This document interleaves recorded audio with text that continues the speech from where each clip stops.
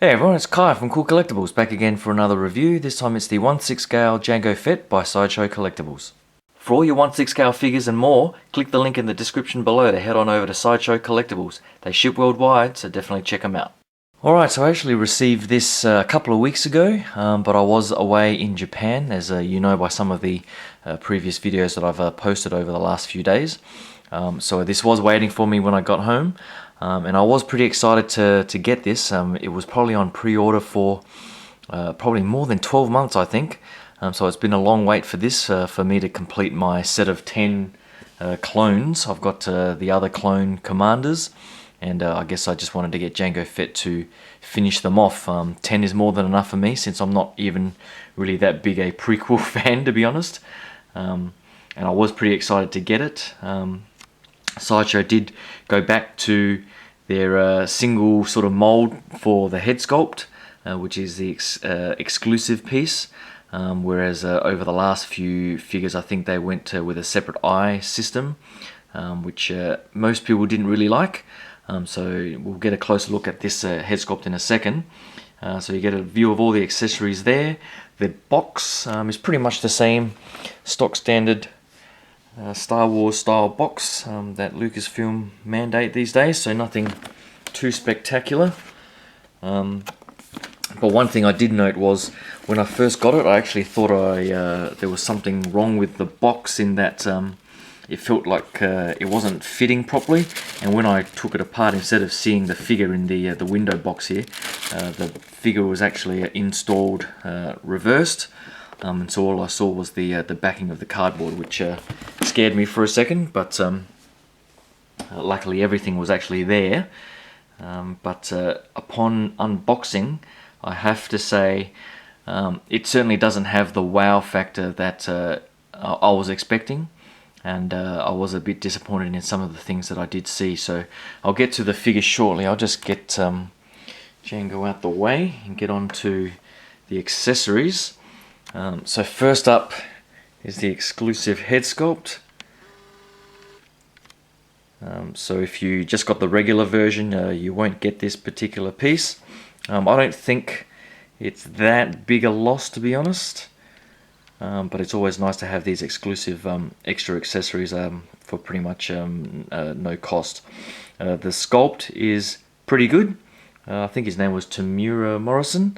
And it's not too bad a likeness, as you can see there, so I can't complain too much about the sculpt itself. But again, the paint app, it's just not Hot Toys quality. I was expecting it to be really good and to have a lot of that additional detail that Hot Toys has, but again, they just can't seem to get that paint app with that same level of realism.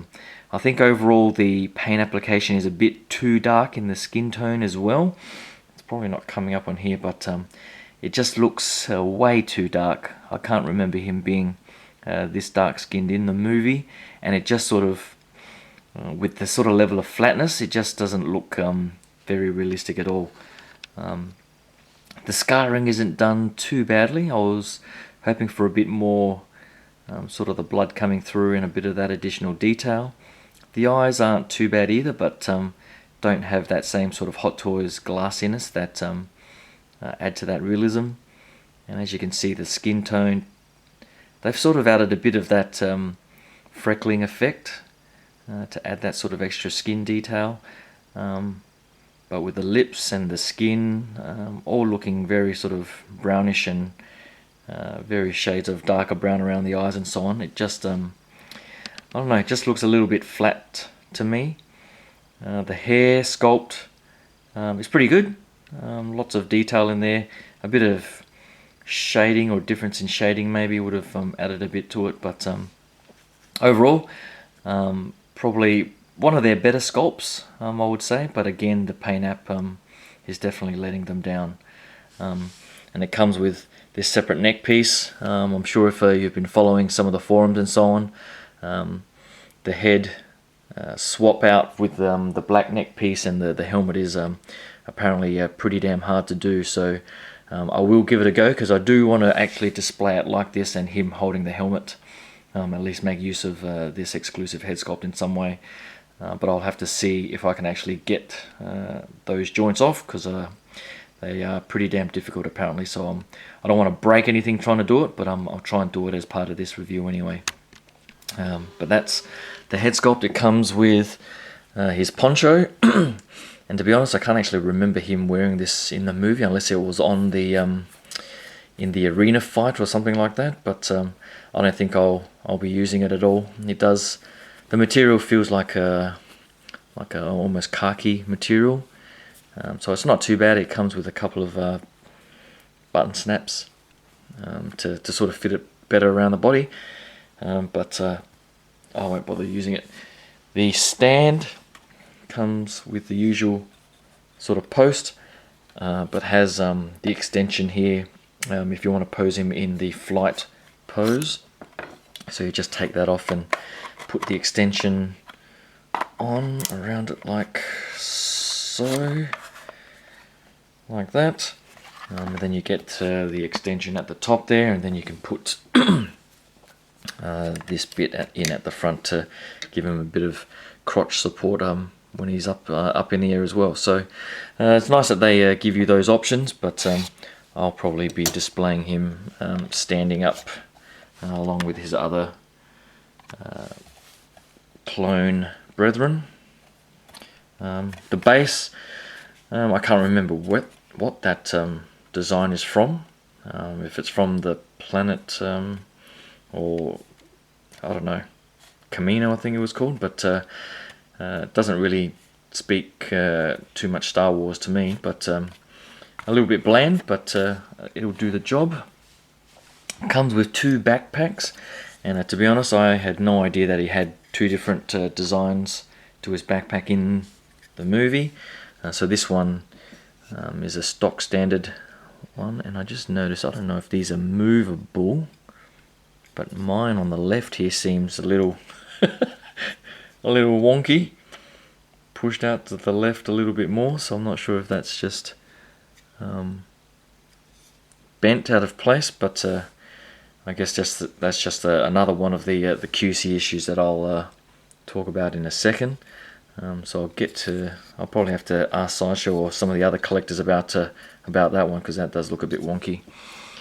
Here's the other backpack that does have these rotating thruster bits at the bottom, and you can put these little flame accessories in there. So I think the square peg one fits on this side, if you can actually fit it in the hole, which I can't seem to do right now, or something like that. So that's not going to work, so I'll try this round peg in a round hole, see how that goes. A bit better, so you sort of get the idea there. Give this one another go. Square peg, square hole. It's not going to work. I'll probably have to do the hairdryer trick, but you get the idea.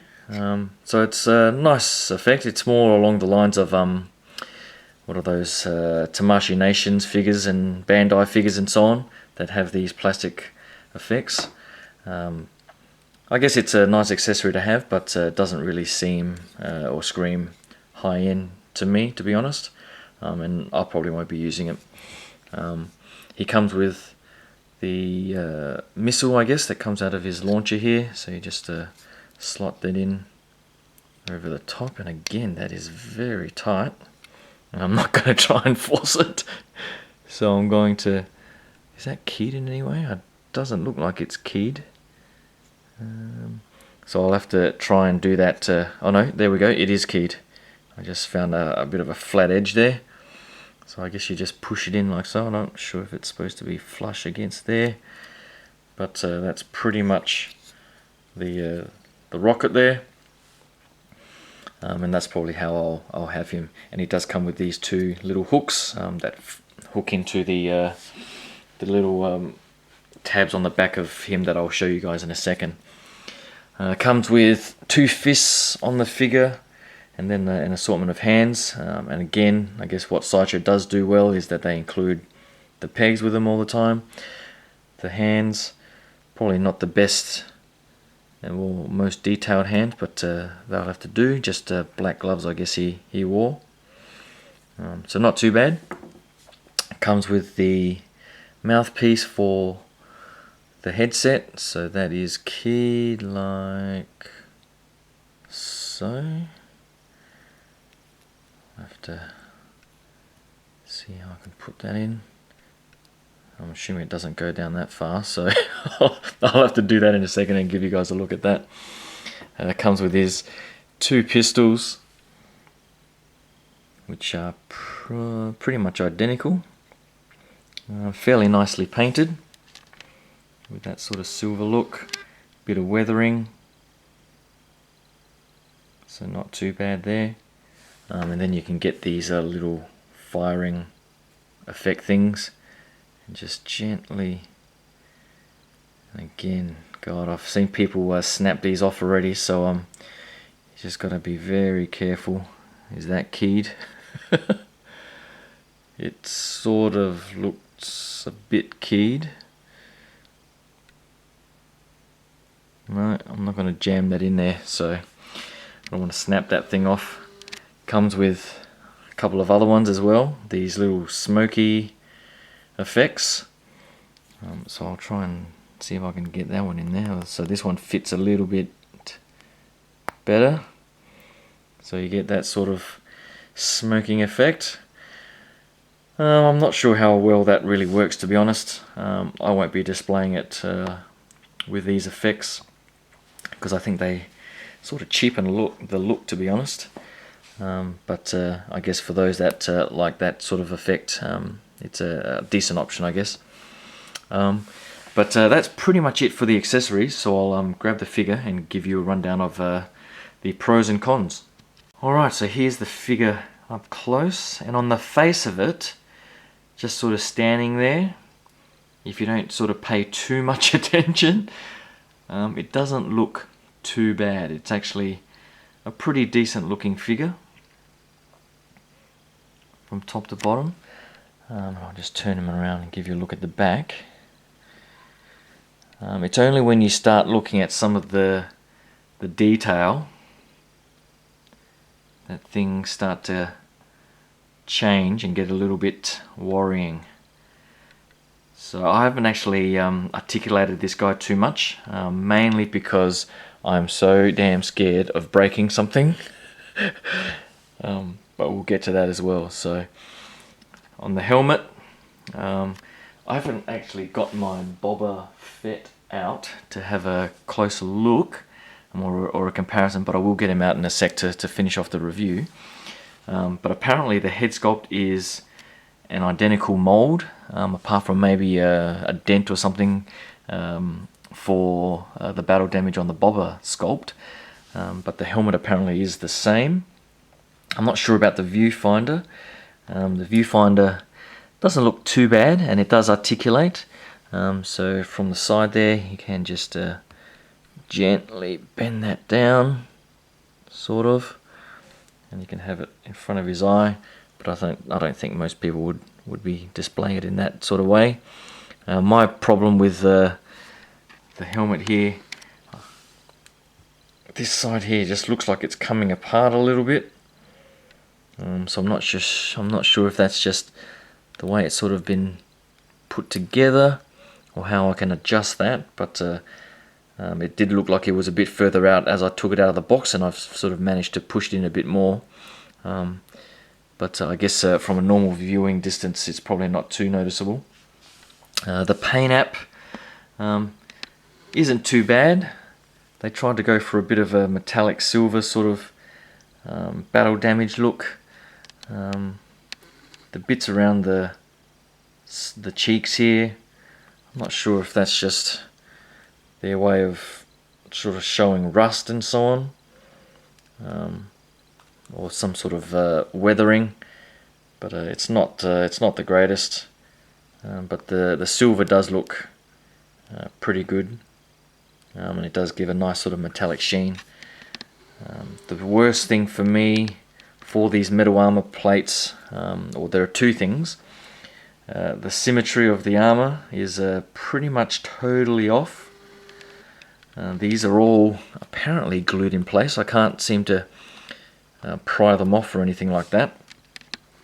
So you can see this centerpiece is glued on crooked, and these bits here, so there's a bigger gap on this side and a very small gap on this side, so that's all sort of crooked. And I did see, I think it was his his channel's by Toys20210, and he went off on a pretty bad rant on this particular figure, and the Sideshow's response was that pretty much they all came out with varying degrees of symmetry out of the factory, and any replacement isn't going to be guaranteed to be any better than the figure you get. So it's unfortunate that the QC checks at the Sideshow factory in China or wherever it is just can't seem to get these sorts of things right, which is very disappointing on a $230 figure. I think you think they do a better job of the QC there. I guess the other thing is, I've got my little tabs here that sort of seem way crooked. I guess it doesn't really matter in that these little bits at the end are where the backpack hooks in, so they're hidden, but hopefully that doesn't make the backpack too crooked. The screws here, I assume, somehow bolt this thing to the inside of the body, because I don't see any other reason why they need to have these sort of heavy duty screws here. So the only thing I can think of is that it goes through this undersuit and connects to the upper torso somehow in the body. So I guess that's the only way they could figure out as to how they would lock this sort of upper armor piece in, because as you can see, there's no sort of strapping or anything to hold the back and the front armor pieces together. The other thing that annoys me is this crotch piece. As you can see there, now I wasn't sure if it was meant to be some sort of deliberate weathering, but since it's also on the leather piece here, it's like someone just sort of smudged their finger or some sort of weird paint on top of the silver. So you get that sort of weird mark on that. So the metallic silver doesn't come through, but I guess from a normal distance I don't think too many people are going to notice it, but me being an anal collector, I guess that was one of the first things I did notice.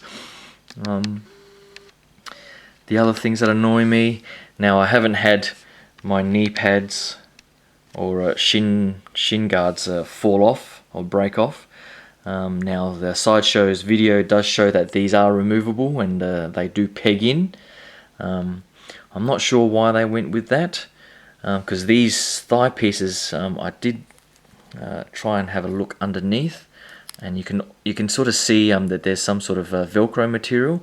So it looks like these two thigh pieces are attached by Velcro, but the knee and the shin, the knee has a little peg. I'm not sure if you can probably just glimpse it there. The peg goes through a hole in the purple suit and into a hole into the knee, and the shin guard is on like a little hook thing that's also through a hole or a big gap in the suit and onto a section of the knee, the shin. Now I don't quite understand the knee, because it's in the hole you cannot move this piece, but this piece does move, so I'm not sure. I haven't been game enough to pull that off to see how it's doing that, because I figured that if it was on a hook or pegged in, I wouldn't be able to move it like that, but it seems to rotate with the suit, so I'm not sure what is going on there, to be honest.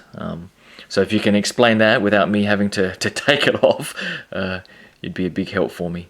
Well, as I was articulating the figure, these actually did fall off, and so I did get a good look at how they do work.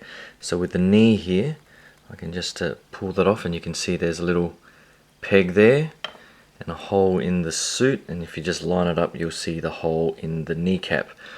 So that's I don't know, I'm not sure I totally like that design, but I guess it saves them having to glue this on and having issues like they did with the armor if that wasn't straight and so on. So that's not too bad. With the shin, it's also pegged in, and I did figure out how it does rotate. So there again, there's a bit of a square peg there and not a hole. So there's the hole there in the shin, and this piece actually rotates.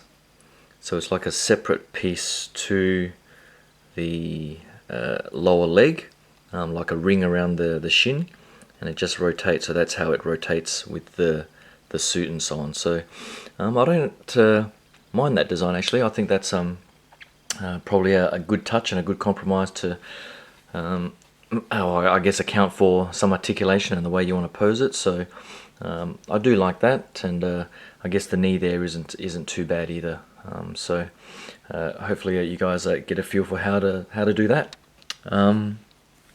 I've also been told to be very careful about these black rubber cables that connect to the forearm gauntlets here. So there are 2 on that side, 1, 2, 3 on this side, and they extend up into this area here, but they're not, I don't think they're connected to anything. So when you bend the elbow, they will come down a little bit. But what I found is that the end of them seem to jut into the suit.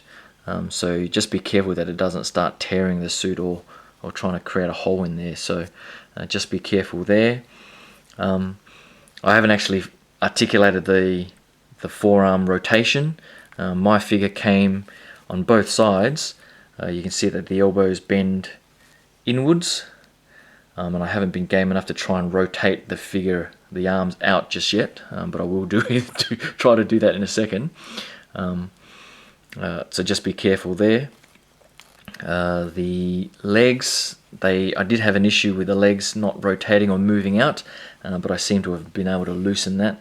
But the legs do feel a bit tight, and they are a bit restricted by all of these leather straps and cables around him. So I don't know how people are moving this figure, but everywhere I touch and everywhere I move, I am just pretty much terrified that I'm going to break something off. So just be mindful of that, and take extra care and caution. So now I'll just quickly go through the articulation again. Alright, starting with the head. It does have a lower neck joint, so you can sort of get that Egyptian motion going, and you can rotate his head up. Looking down, he doesn't look down too far at all, to be honest. And I thought you'd be able to get him looking up a bit further than that, but that's as far as mine will allow. But the rotation isn't too big a problem. So you can see it's interesting that the helmet seems to have this sort of fabric internal section, which surprises me. But it also comes with this fabric covered black neck piece with the purple sort of suit underneath. So you need to pop this head off and then try and get this joint out as well to pop the alternate head sculpt, which I'll do, or try to do, a little bit later. With the shoulders move out fairly easily, and these armor pieces on the shoulders here are attached to the suit, this sort of faux leather undersuit there. So you can get the arms out pretty wide, which is good. As I was saying before, I was a little worried about the elbow articulation. I did manage to move the elbows around so that at least they can sort of rotate. So it's not too bad there. And again, as I was saying, as you can see here, as I bend that elbow, these things start poking into the suit. So just be careful how you sort of move those around. And just be careful that you don't snap it off on this end as well. I think they're I'm not sure if they're just inserted over some peg or glued on, but you just need to be pretty damn careful how you move the elbow around, so you can sort of get some sort of rotation there, which is okay. And again, be careful of how that pokes through the suit. So just adjust those so you don't end up tearing or breaking anything off. The leg articulation, before we move on, there is a bit of ab crunch, but it doesn't really stay in place too well. and the race rotation.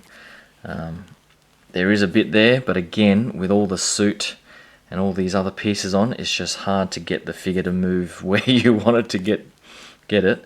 And I'll probably just have him standing in a museum pose, to be honest.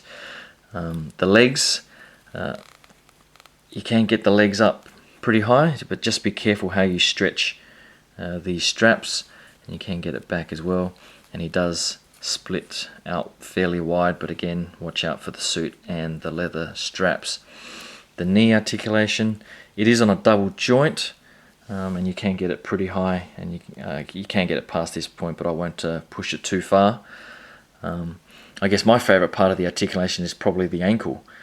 So you can get a good range of ankle tilt, and it does go back and forth. I'm not sure exactly what's underneath there. It looks like it's covered by some other sheath of something there, so I can't quite see the ankle joint in there, but it seems to work fairly well, so I can't complain too much about that. And what I tend to do is just use one of these accessories and just get the suit out from being wedged under there, and just get it underneath like that. So that's pretty much the articulation just quickly. I'll just go through a bit some of the details of the suit that I do like. Hold on. Alright, so as I was saying before, it comes with this purple undersuit, which is a nice sort of khaki material again. That's a bit more thick, like a proper flight suit, I guess. The fit of it, I guess with these gauntlets, they weren't able to pull these sides down quite as much, and so it's all sort of bunched up here, and there is no way that I'm going to risk trying to take this off and fix that up, unless it sort of falls off if I change out the hand there, but we'll see. But on the legs, I think it actually looks like a pretty nice fit, to be honest. I do like that it's slightly baggy back here, and I'm not sure how show accurate it is or movie accurate, but it does look like a pretty nice fit for a flight suit. But this sort of fake leather armor piece that these are glued onto, I think is also fairly nicely done and tailored. I think it might be sort of buttoned or zipped along here. Now I'm not sure what this sort of piece is here is meant to do, but this whole belt piece I think is just clipped in via some hooks. I'm not sure if it is removable or not. I haven't tried. And this sort of pouch piece is wrapped around it. I think you could remove it by undoing some of these pegs, but I'm not going to be so brave to try and do that. These straps here, now I think this middle crotch piece is glued underneath this inner belt or strap, and I think these sort of holsters and straps are probably the best part of, or one of the best parts of the suit. It's a very sort of nice soft material that looks like worn leather, and they do fit fairly nicely, so not too loose like the Luke and Han Hoth figures, but not too tight that you can't really move the figure around. But they do feel fairly delicate, so when you're moving around and all of these straps and pins and so on, I'm just worried that something might pop out, so just be careful as you move him around. The armor pieces here, the weathering is pretty good again, so you get all the scuffs and scratches and so on. So the only problem I have was with that sort of whitish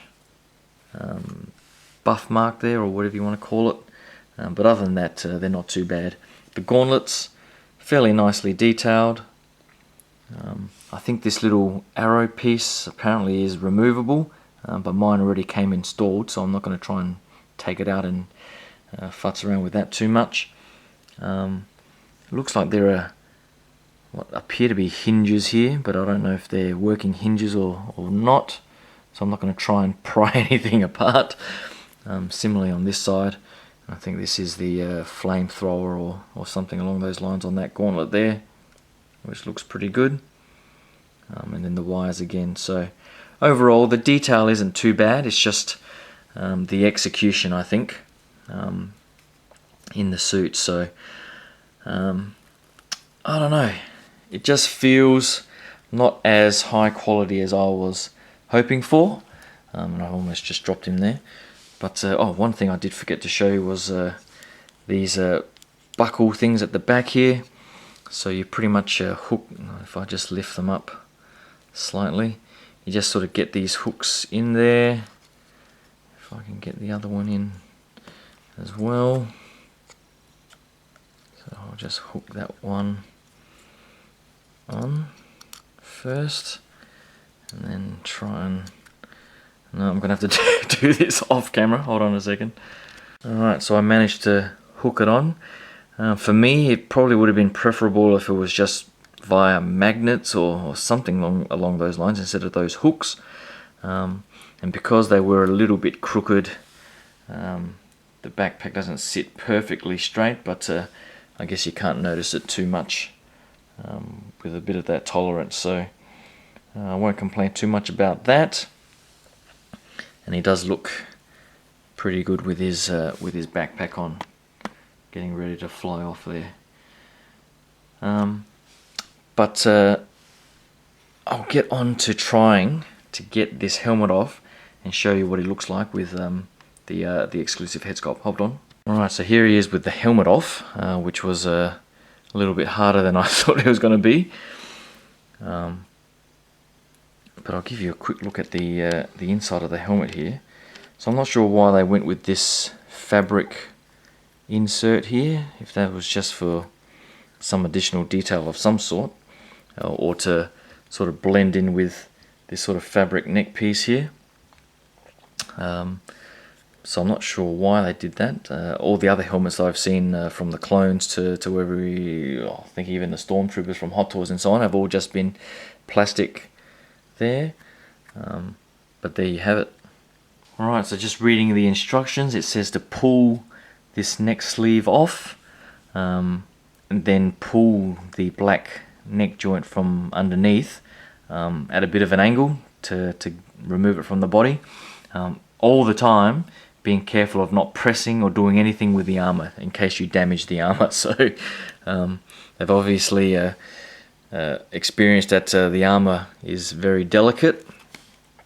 I mean, mine's sort of biting into the suit here on this end, so I'm not sure what I'm gonna do and if I can try that, but I'll give it a go. Hold on.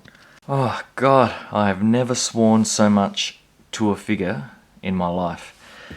Getting this frigging piece off was an absolute nightmare.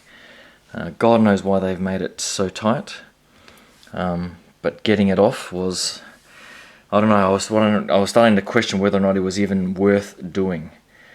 I had to end up using one of these things and covering it with a bit of a cloth to pull off. There was a bit of damage to the side, but not too much, and it will be covered by this cloth piece anyway, if I ever want to put that back on. But I'm not going to do that, so now I'm going to try and put the exclusive head sculpt in. These screws here probably did come in handy in that it can adjust the armor piece to give a bit of clearance, and when you're pushing your arms, the official Sideshow video says to put your arms under the armpits here and don't put any pressure on the armor. It's just impossible to do that.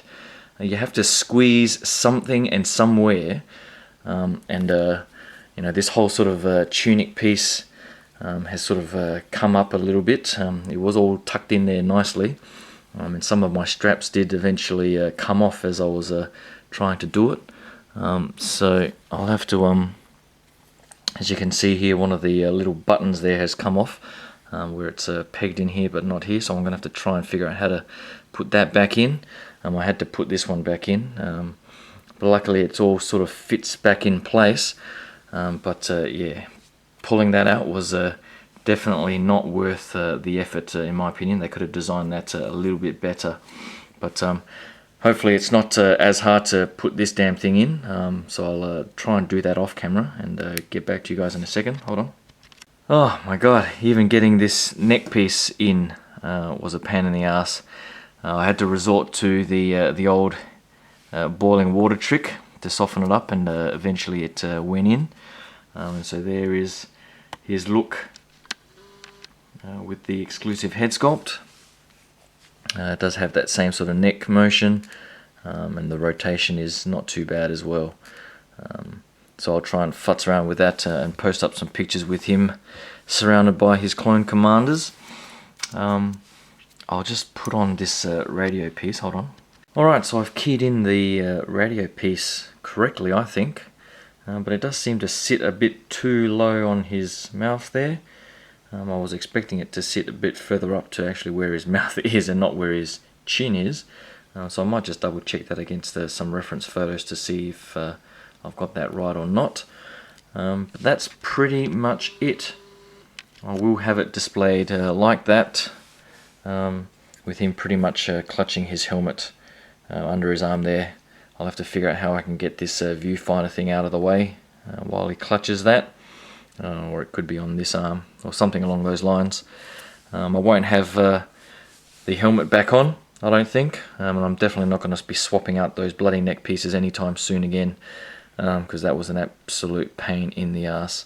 I'll try and get this tunic back inside the belt area here, and futz him all back up properly. I did manage to get that peg back in, but that is pretty much it. So as you can see, it's a pretty frustrating figure.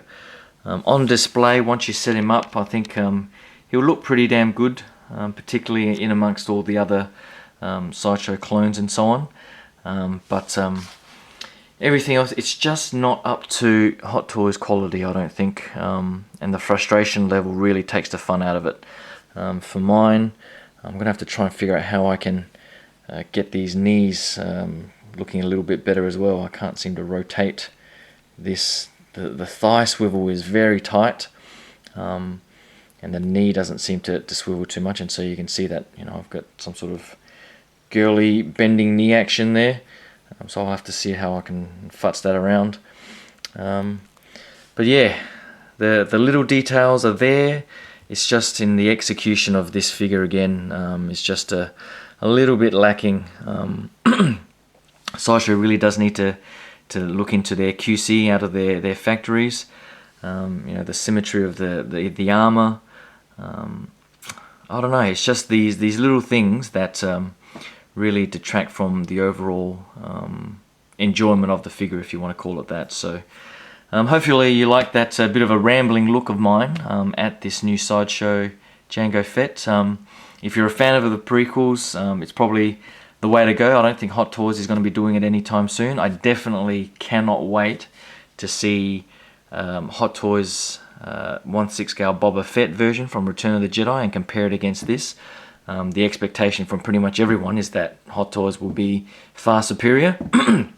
And so I do have the old Sideshow Boba Fett from Empire Strikes Back to compare it against as well. So my feeling is that the Hot Toys version will be superior. And Sideshow just need to step up their game a little bit in the QC area. So hopefully you like that look. Hopefully you can click that subscribe button. I'm way behind on my reviews on a whole bunch of stuff. So I'm from Transformers to NECA Aliens to a few other things that I'll be getting from Japan as well. So hopefully you can stick around for all of that. Thanks again, and I'll talk to you guys soon. Cheers. Bye.